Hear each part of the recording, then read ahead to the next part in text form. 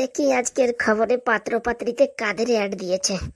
পাত্রী দেখি, হ্যাঁ, পাত্রী চম্পিয়ালি মোটর গাড়ি, বয়স 32, গায়ের রং শ্যামলা, উচ্চতা 5 ফুট 2 ইঞ্চি, 32 বছর বয়সী। তো আমার থেকে বয়স বেশি, না না এমএ দেখা যাবে না।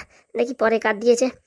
পরেরটা সখীচরণ দাস, বয়স 28, বিবাহিত, 2বার বিয়ে হয়েছে, কিন্তু বরের অত্যাচারের কারণে সংসার না করতে পেরে ছেড়ে দিয়েছে।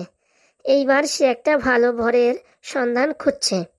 বরের হাইট হতে হবে 5 ফুট 2 ইঞ্চি বা তার থেকে বেশি, মোটা না, পরিষ্কার এবং পাতলা, এবং দেখতে খুবই স্মার্ট হতে হবে, এবং মাসে মোটা টাকা ইনকাম করতে হবে।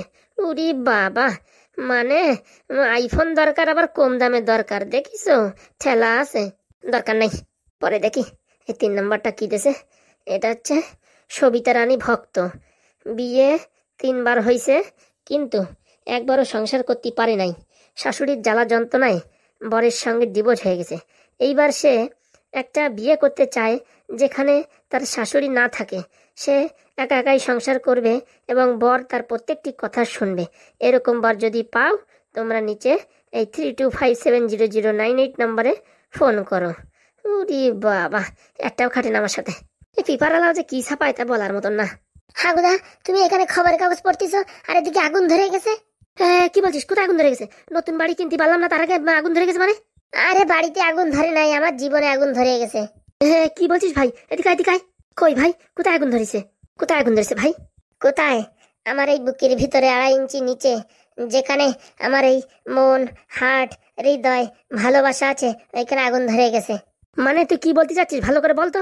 ভালো করে আর কি বলবো? কতবার বলেছি বিয়ে করবো না, জোর করে দেশো বিয়ে, এখন দেখো ঠেলা।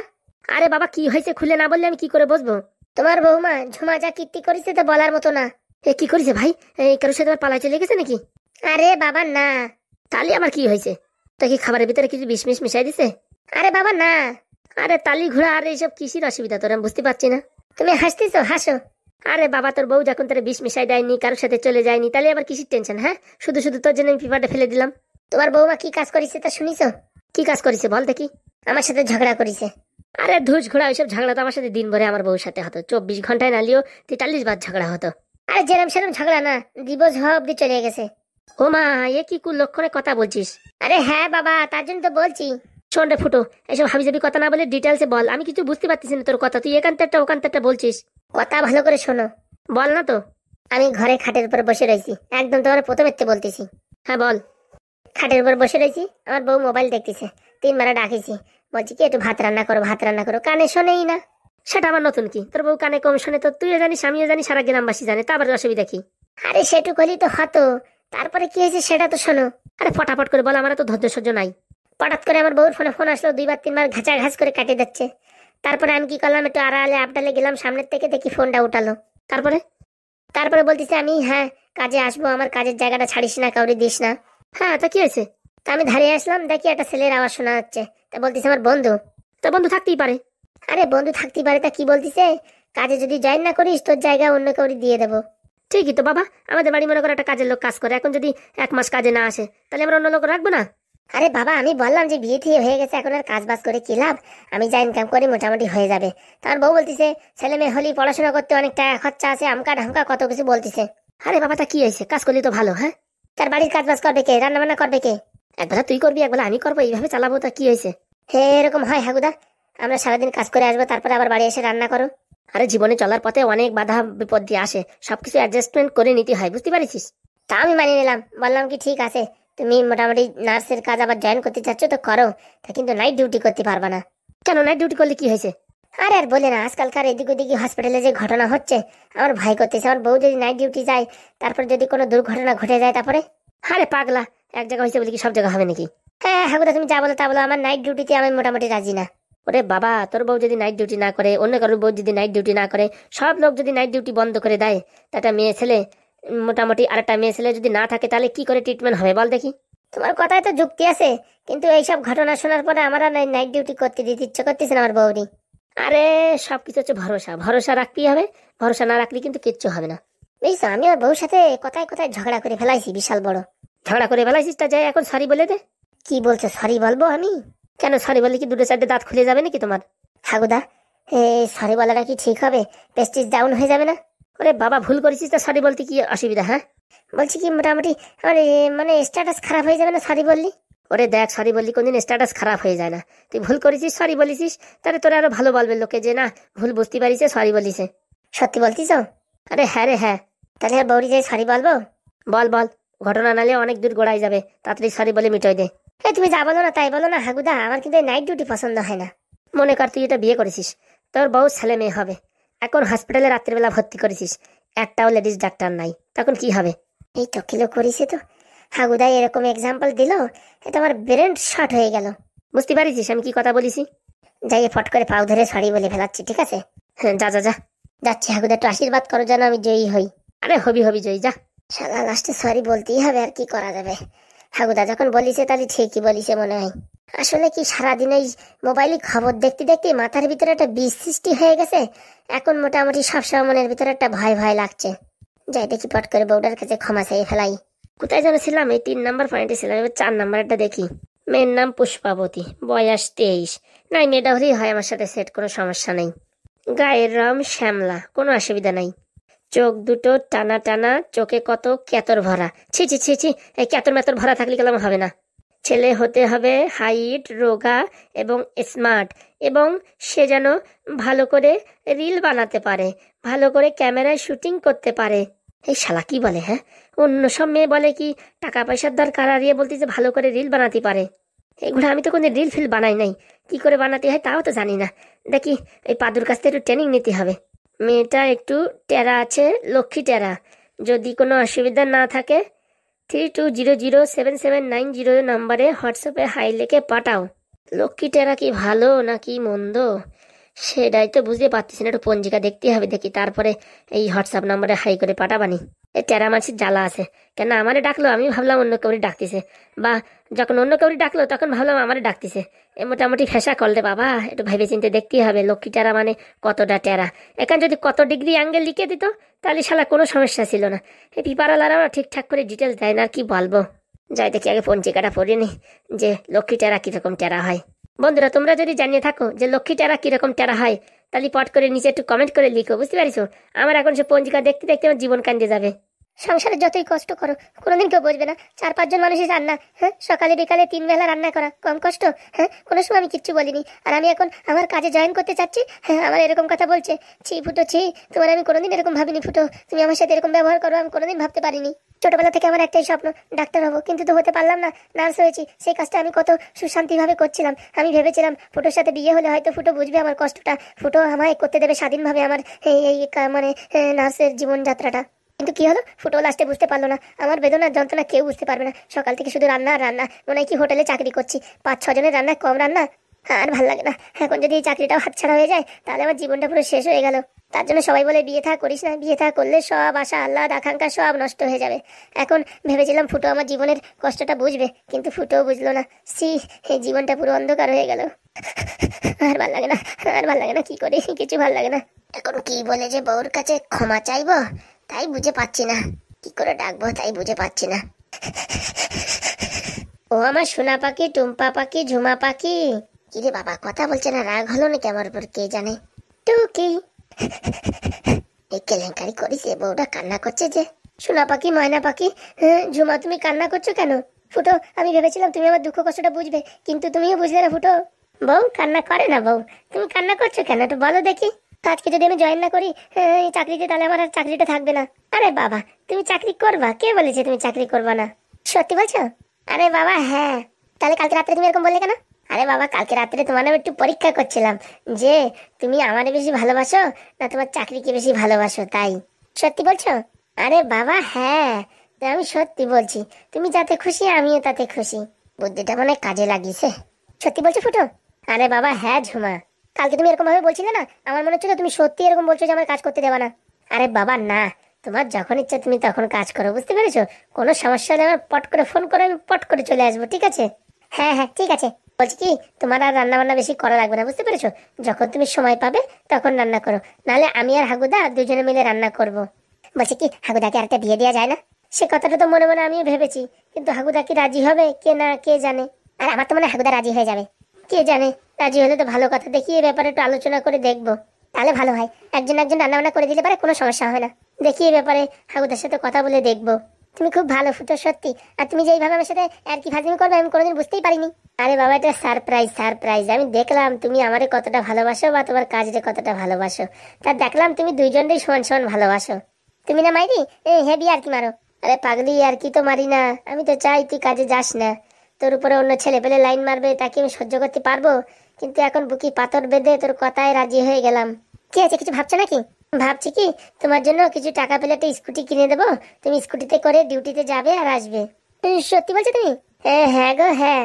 তুমি না এত ভালো আমি বুঝতেই পারিনি। শুধু শুধু আমি তোমার উপরে কত কিছু বলেছি, উল্টো পাল্টা কত কিছু বলেছি। ফুটো, আমায় ক্ষমা করে দাও। আসলে তুই যা ভাবিছিস আমি সেটাই ফুটো, কিন্তু এখন এই পাবলিকের কথা ভেবে আর এই হাগুদার কথা ভাবিয়ে তোরে কাজে জাতি দিচ্ছি, নাহলে তো আমি তোর কোনদিন জাতি দিতামই না। কি আছে, এরকম ভাবছো কেন? আরে বাবা, আমি মাথার ভিতরে পঞ্জিকাটা ঘোরাচ্ছি যে কোন দিন তারিখ দেখে যে তোমার একটা ভালো একটা স্কুটি কিনে দেওয়া যায়। তুমি না মাইদি একটার পর একটা সারপ্রাইজ দিতেই থাকো। ঠিক আছে, তাড়াতাড়ি রান্না বান্না সেরে অফিসের জন্য রেডি হয়ে যাও। হ্যাঁ, আমি দেখি তোমার ব্যাগপত্র গুছিয়ে দিই। বাবারে বাবা, আমার ফুটোর কত দরদ। দরদ না হয়ে আর কি বা করবো, জীবনটা তো পুরো আলকাতরা হয়ে গেছে। তুমি কি ভাবছো এসব দাঁড়ায় দাঁড়ায়? না না, আমি যাই। হ্যাঁ, তোমার কাজ বাজগুলো আমি ফটাফট করে দিই, তাড়াতাড়ি তুমি অফিসে যেতে পারবা, মানে এই ডিউটিতে যেতে পারবা।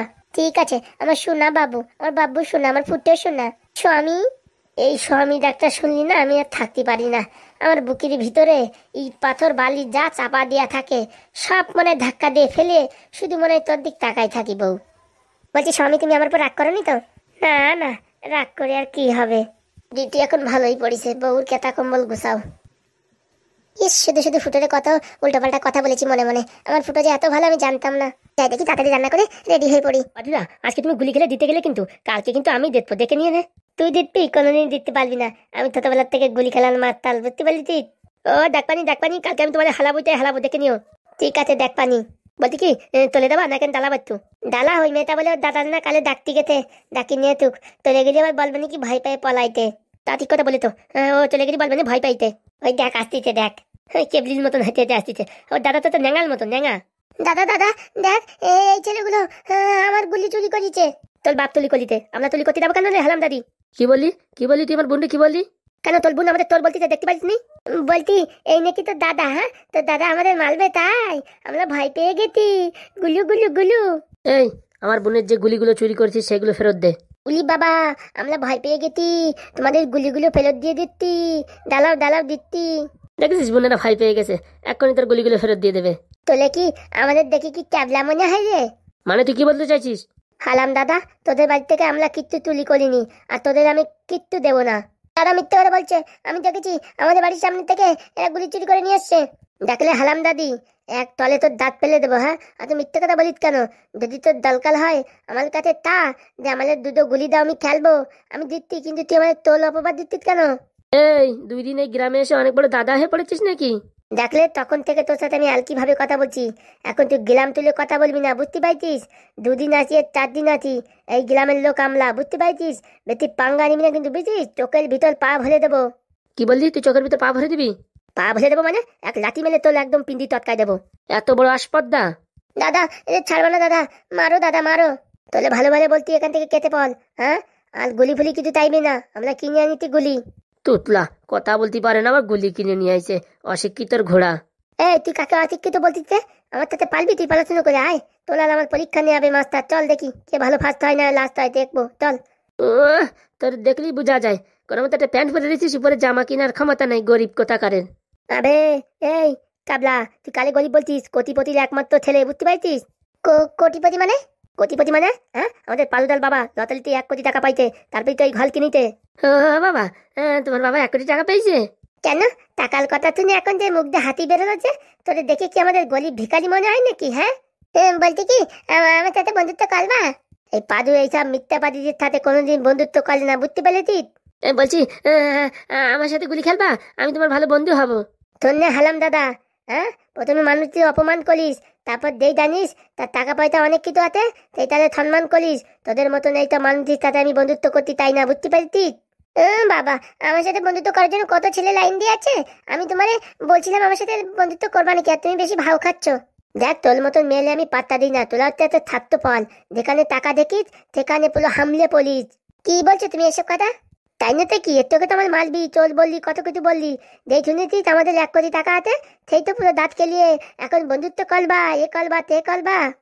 আরে ভাই, এসব কথা ছাড়। আমাদের বাড়ি ক্যারাম বোর্ড আছে, চল তোরা দুইজন আর আমরা দুইজন মিলে খেলবো, চল। হ্যাঁ হ্যাঁ হ্যাঁ, চলো, আমাদের বাড়ি ক্যারাম বোর্ড আছে, আমরা খেলবো, চলো। তুই খেল, তোর দুগুত্তি মিলে খেল। তো সব হালাম দাদা হালাম দাদি। হ্যাঁ, থাকতো পাল মানুষ। তুমি এসব কি বলছো? আমি সব ঠিকই বলছি। চল রে বাদু, চল, এখানে আর টাকা দেবে না। ঠিক বলি তো, এসব এত থয়তান। এই বুনেই, তুই আগে তো এদের সম্পর্কে জানিস না, উল্টো পাল্টা কথা বলছিস, চোর বলছিস। আরে দাদা, গুলিগুলো পাচ্ছিলাম না তো, তাই এদের দেখে মনে হলো এরাই চুরি করেছে, গুলি খেলছিল সামনে। আরে গুলিগুলো আমি ওই মদনের দোকানে বিক্রি করে দিছি। কি বলছিস দাদা? আরে হ্যাঁ রে হ্যাঁ, সেদিনকে বিড়ি কেনার টাকা ছিল না, এখন কি করব, 10 টাকার গুলি 5 টাকায় বিক্রি করে দিয়ে হাফ প্যাকেট বিড়ি নিয়ে গেলাম। তুইও মাইরি, তখন তোকে যখন ডেকে আনলাম তখন তো কিছু বললি না। আরে ভাবছি গরিব ফরিব ছেলেদের উপর একটু মোটামুটি নিজের একটু পাওয়ার দেখিয়ে স্ট্যাটাস বানাবো, তো এখানে এসে দেখলাম কেস পুরো উল্টো। আরে বাবা, ভুল হয়ে গেছে, ওর সাথে বন্ধুত্ব করলে অনেক কিছু ওর কাছ থেকে ঝাড়া যেত, টাকা পয়সা। আরে বন্ধুত্ব করার চেষ্টা কর, অবশ্যই করতে পারবি। আর যদি ওদের মোটামুটি পটিয়ে টটিয়ে কিছু নিতে পারিস, বুঝছিস, আমার জন্য বোন একটা আইফোন জোগাড় করিস, বুঝতে পারিস। ঠিক আছে দাদা, ঠিক আছে, আমি এখন ওই ওই ছোট মালটারে ফাঁসানোর চেষ্টা করছি। আর যদি না ফাঁসে, বুঝেছিস, আমাদের গ্রামে নতুন আসছে তো, ক্লাবের ছেলে পেলে দিয়ে ওরে পুরো একদম টাইট করে দেবো। দাদা তুই টেনশন নিস না, ওরে আবার প্রেমের জালে ফাঁসিয়ে ওর বাবার সব টাকা আমরা লুটে নেব। হ্যাঁ হ্যাঁ, ঠিক বলেছিস। এমন জাল ফেলবো না, হ্যাঁ, ঘুঘু পুরো একদম ফাঁদে এসে পড়বে। তুই পারবি, তুই পারবি। এর আগে দুটো ছেলেকে ফাঁসিয়েছিলি না বাবা, দুজনের কাছ থেকে 30-30-60 হাজার টাকা নিয়ে আমরা অনেকদিন আয়েশ করেছি, তাই তো। দেখো না, ওদের কাছ থেকে টাকা নিয়ে হলুদ ড্রেসটা কিনেছিলাম, মনে আছে তোমার? মনে আছে বোন, মনে আছে। তুই যে এত বড় অভিনয় করতে পারিস আমি কোনোদিন ভাবতে পারি না।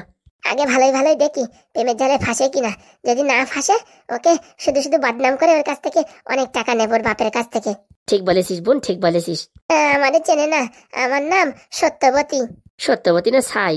এই দাদা তুই কি যে বলিস, আমি কোনো সময় মিথ্যে কথা বলি না, আমি একটা সত্যবতী। আমাদের গোষ্ঠীতে কেউ কোনদিন সত্যি কথা বলে না, আর তুই কোথাতে বলবি? হ্যাঁ, আরে তো বলতে হয়, লোকেদের একটু শোনাতে হয়, বুঝতে পারিস না? ঠিক আছে ঠিক আছে, তুই ওদের পটানোর চেষ্টা কর। হ্যাঁ, আমি দেখি ছেলে পেলে গোচাই। 1 সপ্তাহের ভিতরে পটিয়ে ওর বাপের অর্ধেক টাকা ঝেড়ে দেবো। আর যদি সোজা আঙুলে ঘি না ওঠে, আঙুলটা বেঁকা করতে হবে, তাই তো বোন? একদম ঠিক বলেছিস দাদা, একদম ঠিক বলেছিস। আমি ক্লাবের সব ছেলেদের রেডি করে রাখবো। হ্যাঁ হ্যাঁ হ্যাঁ দাদা, তুই টেনশন নিস না। তুই আমার সত্যিকারে বোন, বলছি দেখিস ভালোভাবে যদি মানে আমার জন্য একটা আইফোনের ব্যবস্থা করিস। অবশ্যই দাদা, অবশ্যই, যে করেই হোক তোরে আমার প্রেমের জালে ফাঁসাবোই ফাঁসাবো, টাকলু মদন। আমার নাম সত্যবতী, তোকে এমনিতে ছাড়বো না।